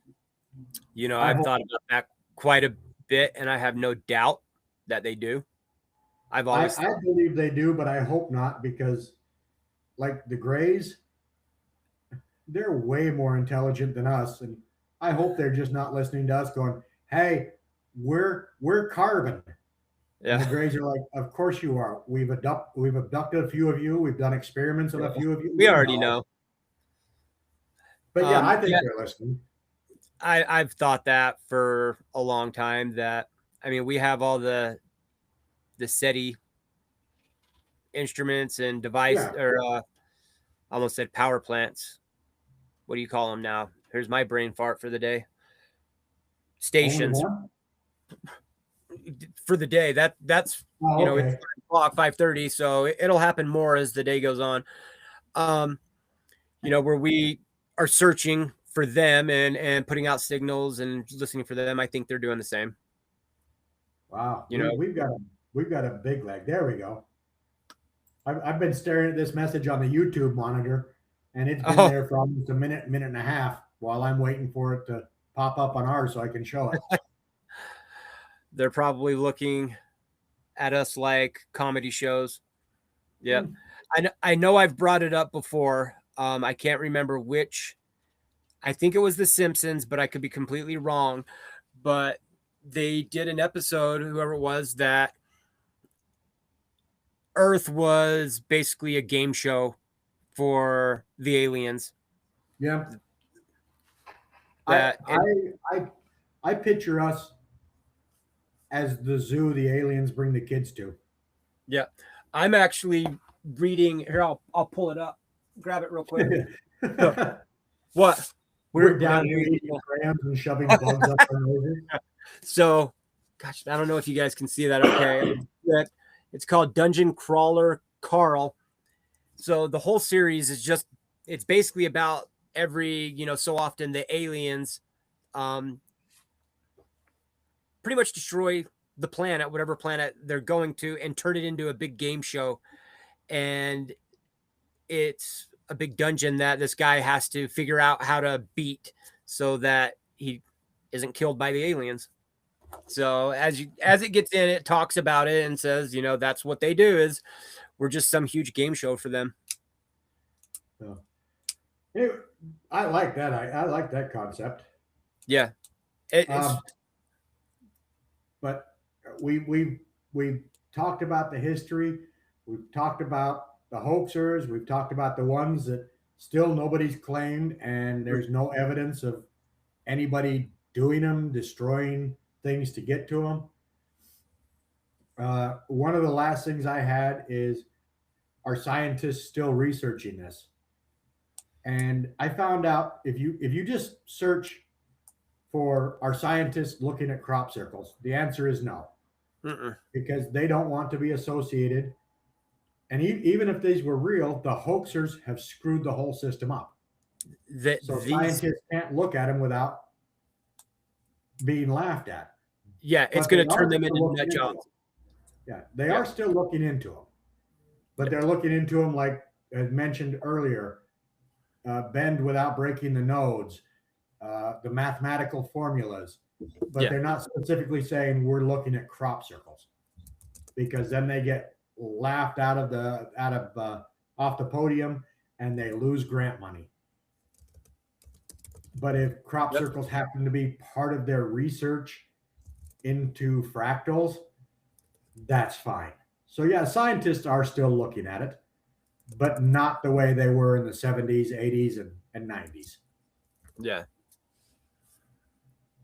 So I'm going to let you ask the question. What are your thoughts? You went into this as a non-believer. Where do you stand now after research? After researching, after watching several, I'd say 100 videos, since I had a lot of off time thanks to my bosses telling me to go home. Yep. I'm still a non-believer, but I want to research more. I think there's something there. I don't know what it is, but I'm still leaving this as a non-believer. Humans ruin everything cool by thinking I can do that too. Yep, pretty much. Yep. And that's the problem with AI right now for ghost hunters and UFO hunters. It is so easy. The crop circle I made took me 12 seconds. If I'd have left the midnight signal out of that and just made it a crop circle, I could have had people believing it, that it happened. Oh, yeah. Last fall right here in New York. AI, you are able to do some amazing things with. Yep. That cannot be disputed. But I firmly believe that there is going to be more trouble with it than there's going to be any good that comes out of it. Yeah. And it's because basically Nadine's last comment, humans ruin everything. Yeah. If the hoaxers wouldn't have started doing what they were doing, and we were down to the 0.5% of crop circles that are unexplained, I may lean more towards believing. But I remember you and I talked about watching Ghost Hunters. Yeah. Watching the TAPS team. And we talked about when they went to the Queen Mary. Yeah. And the investigation was incredible, but they had one room that was staged. And that ruined the entire investigation. Yep. As simple as that. Yeah, I've always had a bit of a fascination with crop circles. I've always thought they were really cool. Even before I got really interested in aliens and UFOs like I am now. Look at decaf coffee. Yep. There you go. Humans ruin everything, Robert. Yep. I'm still a non-believer, 100% a non-believer. I don't think aliens are doing that. There's so many more things that would benefit them to do than that. The geometry, the math, everything that goes into them, phenomenal, fantastic. Yeah. But like I said earlier, just because they only have 4 hours to do something without being seen doesn't mean it's impossible. Oh yeah, So it is possible. Even the circle makers, when they were talking about the Mill Kill crop circle, Mhm. they said, yeah, we can have that done. it just It's takes just more people. not going to be done during complete darkness. And if Farmer Brown happens to see us, we're going to get caught. Yeah. But at So, the same and time, that's, did Farmer Brown know about it? yeah. And If he knew about that it, was another point that I'm glad you brought up. I was going to say it earlier is people do things for attention all the time. So what's to say that the farmer wasn't in on it and didn't yeah, know that so-and-so was going to be doing this, and now farmer's acting surprised, so he gets the attention brought to his farm, and now everybody wants to buy these crops because this guy had a crop circle made by aliens. the crop circle across the street from Stonehenge. How hard would it be to go over there and say, hey, here's 200 pounds a piece.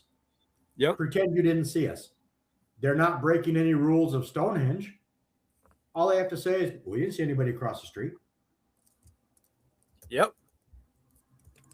Exactly. It's Or just, the same thing with the Arecibo response, the Arecibo reply.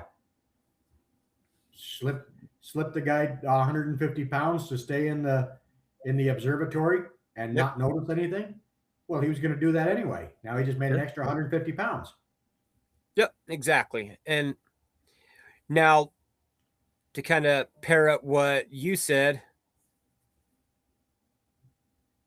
I will keep looking into it, of course. I mean, obviously, I think there is something to it. There's something doing it, but I don't know what, Yeah.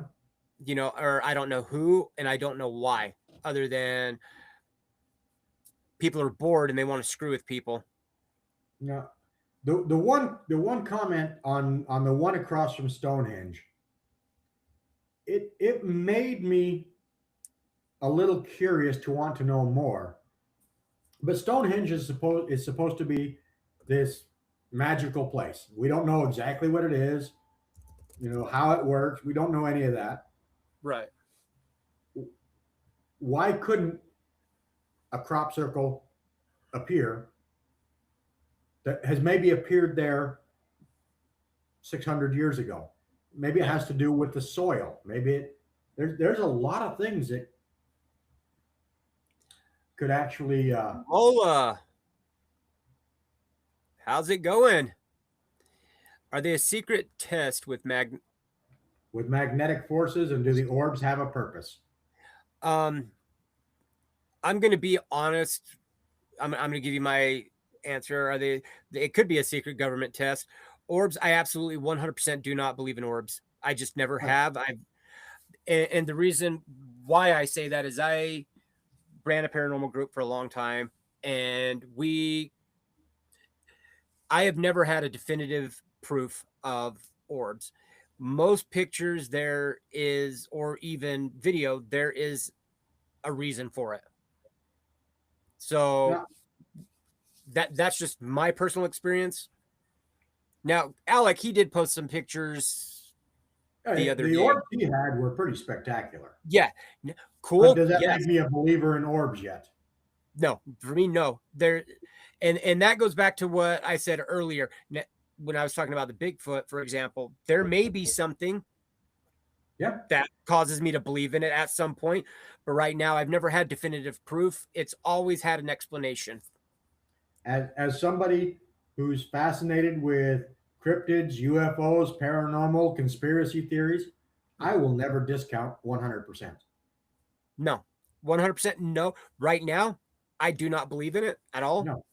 But something could happen. There, just because it hasn't happened doesn't mean it's not going to happen.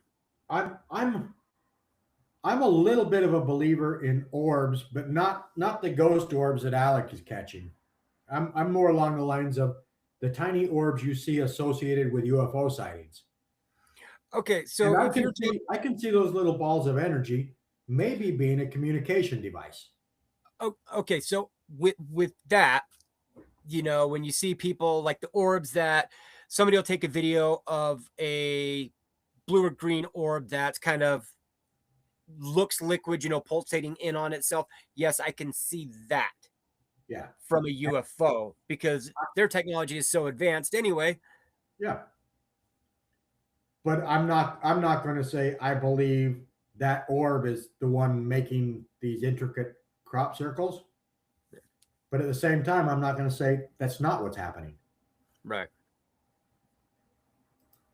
I always, just because I don't believe in something doesn't mean I'm not going to research it. Doesn't Yeah. mean I'm not open-minded. I'll always be open-minded. And even though I don't believe it 100%, it's still cool. There's a lot of cool shit that comes out of it. I'm leaving here still a non-believer in crop circles, but I guarantee I am going to research them a lot more. Mm-hmm. Especially, I mean, I read about them, I researched them, but I never started putting together the crop circles located on the crossroads of ley lines, which are a natural pathway for some of these orbs that are coming. You start to put all these patterns together. Well, I didn't even know that. Possible. Yeah. I didn't know that until you sent me over the what do you call it? The papers, the outline. Yeah. When you sent that over to me, I was like, okay, I read through it and went, ley lines. Oh shit, you're right, dude. So many of them are right on those. Yeah, and then I'm not a big believer in like the portals at Skinwalker Ranch, but I believe it's possible. I believe it's probable. There's still, I mean, we're still finding creatures on Earth that have been undiscovered since the beginning of The mankind. Earth. Yeah. Well, I mean, my best friend out here said it perfectly. He said just because, or how did he say? It's not impossible. It just hasn't happened yet. We just haven't done it yet. Yeah. I mean, that's on that line. That's like saying it's impossible to cure cancer. No, we just haven't done it yet. So yeah. So I mean, I'm with Nadine on this one. It is a holographic something. It is something that is being controlled. What it is, I don't know. Yeah. Do I believe 100%? No, but I won't discount it. I will research it more. Yeah, and I know I need to research orbs more. I mean, it's been a long time since I really have sat down and studied it. But like I said, I mean, most of my orb research had to do with paranormal investigation, and I could never believe in it because there was always an explanation in my experience that counted it out. Like it disproved it. But when you talk about from a, you know, orb in the sky from an alien ship, stuff like that, like you and Nadine said, yes, I'm more apt to believe that. But I was gonna try and sway you a little bit more. Travis Walton. It was a beam of light coming down from the ship. What's to say that wasn't an orb? Right. I mean, yeah, I get what you're saying, you know. But, I mean, everything we talk about is what if anyway. Exactly. So until an alien ship lands on, you know, the downtown Manhattan or downtown Salt Lake, it's not proven. Yep. Until a ghost comes up and introduces himself to somebody. Yep. That's I'm gonna pull this thing up real quick okay. So I'm having this argument on Instagram, or this conversation, I should say, with these people. Somebody had posted a clip of a lady, a Pentagon intel officer that received ET, a message, had contact and stuff. And I responded, why can't this happen to me? And somebody says, it doesn't seem like it's a good experience. Plus, nobody is going to believe you if it happens. And I go, yeah, I get what you're saying. But quite frankly, I don't give a shit if anybody believes me. It's not about people believing me. It's, I want this to happen. I love an experience like that. And then this was something I had never heard about, but somebody asked, well, are you a smoker? Apparently aliens can't stand smokers, and they don't abduct people that are smokers, which I've never heard that, but No, because Travis Walton was a smoker at the time. Exactly. Yeah. So yeah, It's just that's what the whole purpose of this show is what if? yeah. Do are we going to believe everything we talk about? Probably not. Nope. But But it's it's fun. cool to discuss it and talk Yeah. to you guys. Listen to you guys on the chat. And you Well, agree with us? Great. If you don't agree with us, let us know why. yeah. We're always up for a lively debate. Oh yeah, and Carl brought it up to me the other day. He's brought it up to me a few times, but he said, "You know what? I love the way you guys do the show." And I said, "Well, what do you mean?"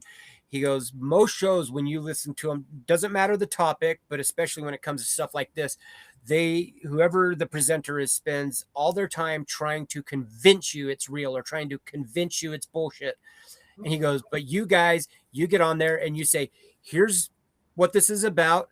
Here's our opinion on it, but you guys need to go out there and you need to make up your own damn mind on what you believe." Exactly. I mean, And it's that's like the way it should be done. somebody going on a show and saying chocolate ice cream is the absolute best. Yeah, I like strawberry, so no, chocolate ice cream is not the best. exactly. Everybody thinks and feels differently about stuff. And, there's things that, oh shit, we've had conversations about that you've believed in and I've thought were bogus, Yeah. and vice versa, and so I'm not going to push people one way or the other. But I'll tell you what, since we started this show, I can see why Art Bell kept digging deeper and deeper and deeper. Because I in my mind, I know Art Bell started to see those patterns too. Yeah. And it would be amazing to have the great Art Bell back and take what we've got now, because I know ley lines weren't that big when he was on, but this. But what about ism? But what Yeah. about ism? That is the perfect name for it. Yep.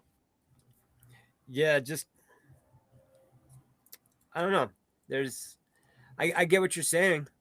I have spent, we do an episode on one thing and all of a sudden I'm looking about 50 different things that are different, but they have some connection along the way. Yeah. And I catch myself all the time going, what am I doing? We're not even talking about this. And I've spent 2 days reading it. Back to Bigfoot.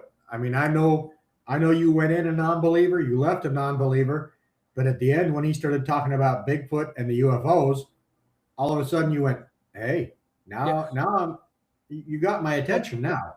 Exactly. I mean, and that was one thing that I brought up during that episode. And although it's kind of silly, but when I brought up how somebody had said that the reason we don't see Bigfoot that often is because the alien ships are dropping them off because Earth is the prison for Bigfoot. And then we always see it at the same, Bigfoot and aliens around the same time. And I thought, okay, that theory is pretty cool. If I were to believe, that's what would get me. Yep. So, yeah, we'll talk about stuff we don't believe in because I don't see how you can learn properly about anything without looking at pros and cons. Without it, it's just an advertisement for once. Thank you. Yes.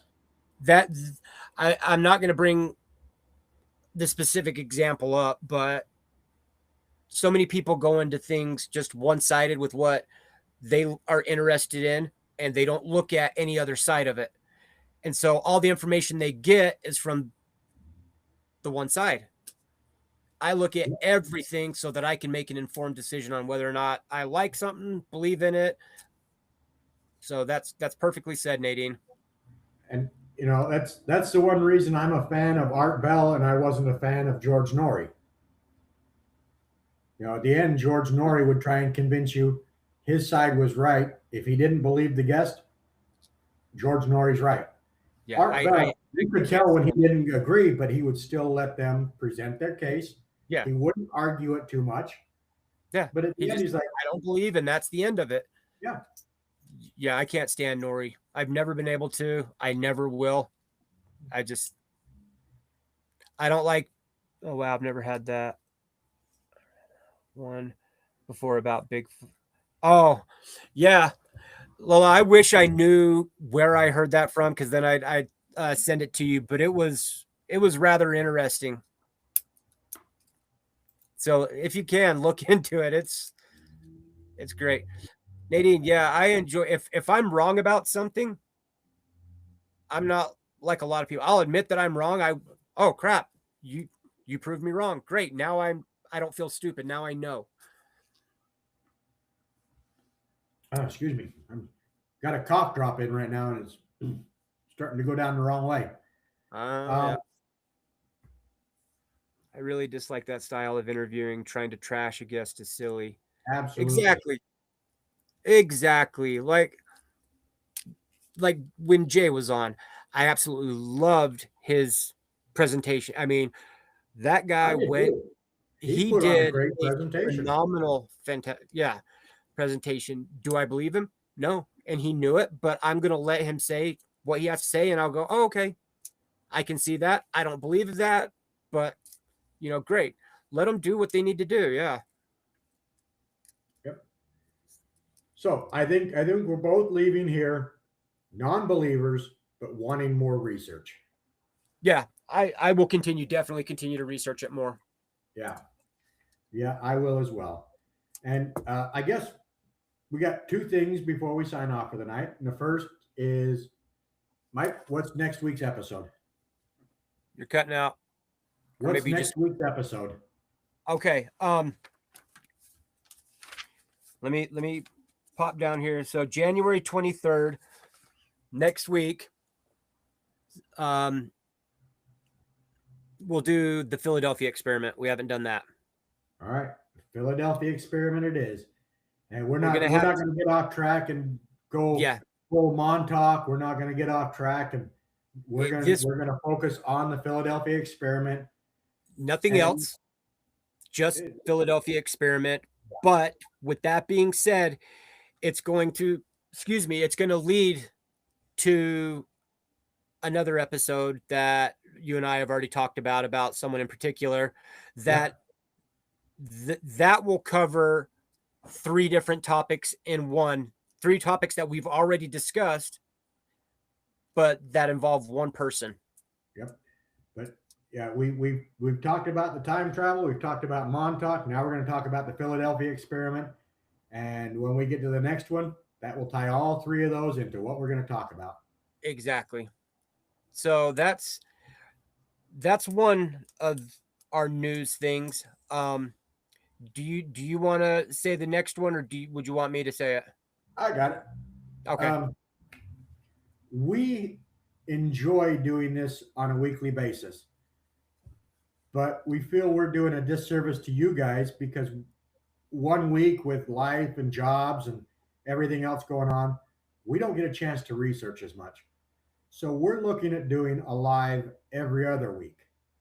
But that doesn't mean we're not going to be posting on the Midnight Signal podcast channel weekly. We're going to start doing some shorts. We're going to start doing some quick videos that aren't 2 hours long. Yeah. To kind of lead up to the every other week. And that's going to start the first week of February. We're going to continue every week for the remainder of this month, but the lives are going to be cut back. I think that's all. Is that 2 more episodes this month, or is that one more?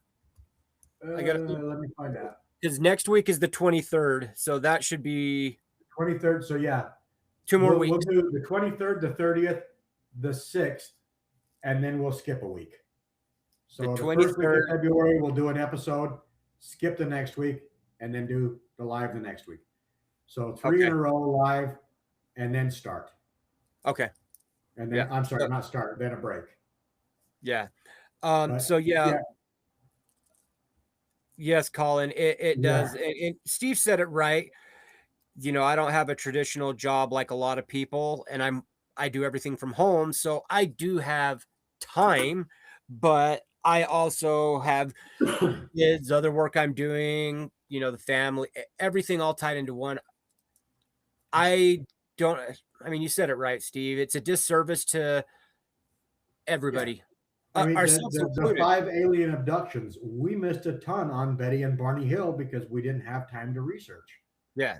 And like the research I gave, although for this one it kind of worked, but on the alien and disc UFO or crop circle, it's like, okay, well, here's just a brief example. Steve, hurry and do yours. We got to get it all into one. It's fun to research, but it makes the episode not very. I think it could be a lot more entertaining Yeah. and So, informative. but that doesn't mean we're not going to be posted on YouTube. You're going to see Yeah. content posted. You're going to see some shorts posted. At least every other week, there's going to be one video on the off week where we'll post and say, hey, the following week, be prepared. This is what we have coming. I have returned. Run now. and you may get us in a behind the scenes talking about the episode. Yeah. You know, a 5-10 minute video of just us hanging out talking about the research we're doing. But the other reason we want to do this is we now know how to have video content added to it so you can see what we're researching. We won't be able to play the entire thing, of course, but we can play a 30 to 45-second clip. And we've got to have time to prepare that and get the links so we don't end up copyright violating anybody and being shut down. It gets tricky because I know everybody here uses social media and everybody's seen the videos where somebody is commenting on, you know, it's a picture of or a video of the guy commenting on another video, but there's a lot more than just posting the video. I mean, there's a lot that goes into it to not get your ass grass, basically. So, but that doesn't mean you're not going to see us weekly. You will see something posted. You know, shorts. We're. I'll be honest. Over the holidays, I got burned out on social media. So did I. I'm going to get back to posting more on Facebook, tying it into our Instagram account. So you're going to see a lot more content as well as more videos on the YouTube channel itself. Yeah, I haven't. I think I was the last one that posted on our Instagram, and that was probably I think it was September. Yeah. We do everything on the Facebook. We need to have it all going, but I catch myself like most people doom scrolling, and then I'm seeing stuff and I get enraged. And so I stepped away from most of it. That's why most of you that are here, you don't see me in the private group. You don't see me doing anything anyway. I just got burned out. So but that's our two announcements. And I'm going to ask you guys what you believe in crop circles. And while you're posting your response, hit that like and subscribe. And the bell. Don't forget the bell. Hit the bell, because once we start posting just regular videos, you'll be notified. You know, right now you know. Sorry, I just read Robert's comment. It says, I have returned, run now. And I was about to say, or roll. And then he just responded, well, we know I can't accept my mouth. Oh, Robert. But yeah, yes. Hit the like and subscribe. Hit the bell to be notified when we do start posting the actual videos instead of all relying on the live content. And also, we have pretty much the list that you and I made, Steve, of what things we wanted to talk about. We've pretty much burned through most of them except for 2. And one of them we're doing next week. So if you guys out there in viewership land, if there's something you want to talk about, something you're interested in, conspiracy theory, I almost said hybrids, cryptids, aliens, UFOs, it doesn't matter what it is, ghosts. We haven't done a ghost thing in a long time. Let us know. Text us, email us, message us. Most people there, I think, have my number or they're on my social media. You know, get a hold of us. Yep, the fake ones bore me really bad too. You know, I got to be honest. There's a lot of the fake ones that you know are fake, but I am entertained by. and not Yeah. in a laughing that it's stupid. Like, wow, that's pretty, I'm entertained that they put it together. But yeah, Yeah. if there's something you Ooh, guys want to hear, Mel's let us Hole. know. Mel's Hole. Yeah, we need to write that one Oh down. shit. Mel's Hole is incredible. Yeah. Okay, I'm going to write that down right now. I'll have to get the name of it, but you can write down the sound of hell from Russia too. That's the Kona borehole. Yep. Kona. Yeah, something like that. Yeah, well, I don't think that's the sound of hell. It's creepy as shit. It is creepy. And now that we know how to actually share videos and sound, we can actually play it. Yeah. Jeff, the talking mongoose.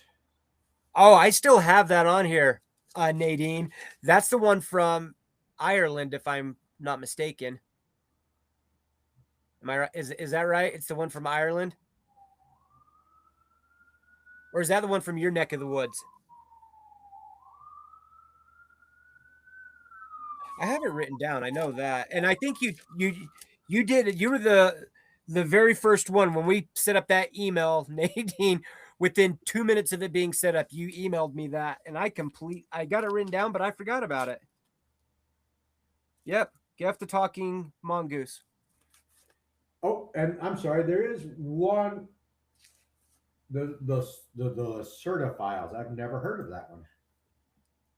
The Lacerda. Oh my! Nadine actually shared that with me. I can't remember, Nadine, what we were talking about. Maybe it was Montauk. Isle of Man, that's right. That's off of England. But when we were doing an episode, Nadine was sending me the Lacerda files, and Steve, you've got to watch that. That's trippy. It's weird. I'm gonna text myself that right now. I got 3 days off finally, so let me rephrase that. I got 3 days off where I'm not bedridden. Yeah. The Lacerda files. And while we Geoff, I'm gonna write that down. The talking.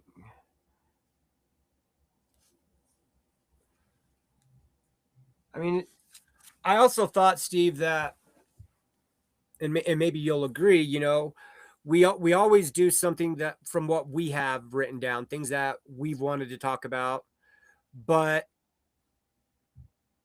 I think it would be awesome to do what other people want. Yeah, because I'm going to learn. The whole point. I want to learn more. I've never heard of the Lacerda files, and I'd love to look into it. I'm a conspiracy nut from JFK wasn't assassinated by Lee Harvey Oswald alone to aliens have taken over the White House. Yep. Or Parliament over in the UK. Yep. So Nadine, I don't believe most is conspiracies, but I enjoy most of them. That's exactly where I'm at. I think they're stupid, but I like them. Yeah. Nadine, there is a video. I will try to find it if you haven't seen it. There was I think it was a YouTuber who he was driving somewhere and he took a video of what appeared to be a giant walking on top of like the mountain, kind of walking on top of it. And he disappeared. And apparently nobody knows where he's at. The YouTuber just completely gone, vanished. Oh, I think I've seen that one. Yeah, it was, I want to say it was around like Colorado or somewhere. I could be wrong, but I think you're right. I think it was Colorado. Yeah, but he was just driving around and he stopped his car and he's like, what the hell is that? And he was holding his camera up, and you can see something walking on the map. I mean, we don't know what it was. And then he did end up I think the next day going to hike up there to try to figure out what it was, and he disappeared. Yep. I do remember that one. It was really cool. I'll see if I can find it too and get it to you. Yeah. All right. But that's all I have. Join us next week for the Philadelphia experiment, something I am really looking forward to. Yep. I've been fascinated by that for a while, and I've been fascinated by the fact that the government still denies it. You know, they Because they claim think we're certain stupid. things that can be disproven and Yeah. forged easy. And we will do our damnedest to not get too off track and down the rabbit hole. It can be Rick, hard at times.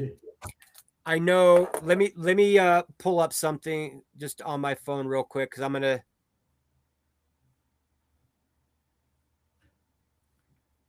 If you go to people that are on Instagram, whoops, Steve, I think you are. Yep.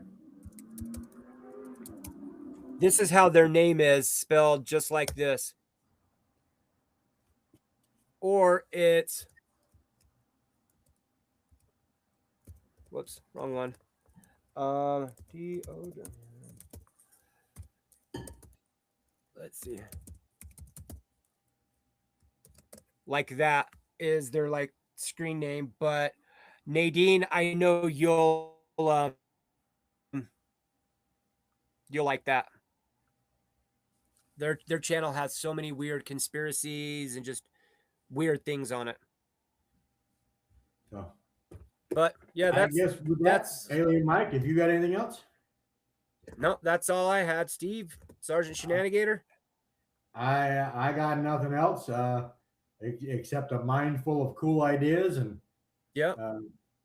You know, more and more connections and patterns. Yep. Before we go, you brought up Lee Harvey Oswald, and there was just for shits and giggles, I want you, when you get a minute, look up all the relationships between Abraham Lincoln being assassinated at Ford Theater and I saw something on that and it blew me away. Just how it's all connected. Get one or two connections and you're like, it could happen. Get that many and all of a sudden it's like, you're like, no. Wait a minute. Yeah. That's one conspiracy that I've really enjoyed. Yeah. The fight between Finn McCool and Ben and Donner actually take place. Steve, Colin, I'm not sure what you mean. Steve, do you know? I don't, but I'm going to look it up.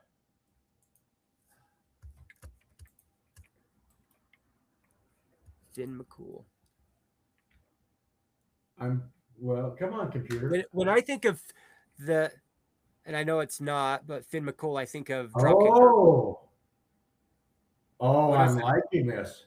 It's a famous Irish legend explaining the formation of the Giant's Causeway, a real geological formation of columns created by volcanic activity, not giant building, but I am going to research this more because now I want to know. Finn McCool and Ben and Donner? Is that what it was called? Yeah. And thank you, Colin. I'd never heard of that before, but just from the quick description I saw, I am very interested. Yeah. At first, I love Irish and Scottish legends. I'm a Scottish legend. Yes, you are. All right. Well, if you got nothing else, I guess we're going to get out of here for the evening. Yep. And we will see you guys next week with the Philadelphia experiment. So stay spooky and watch the skies.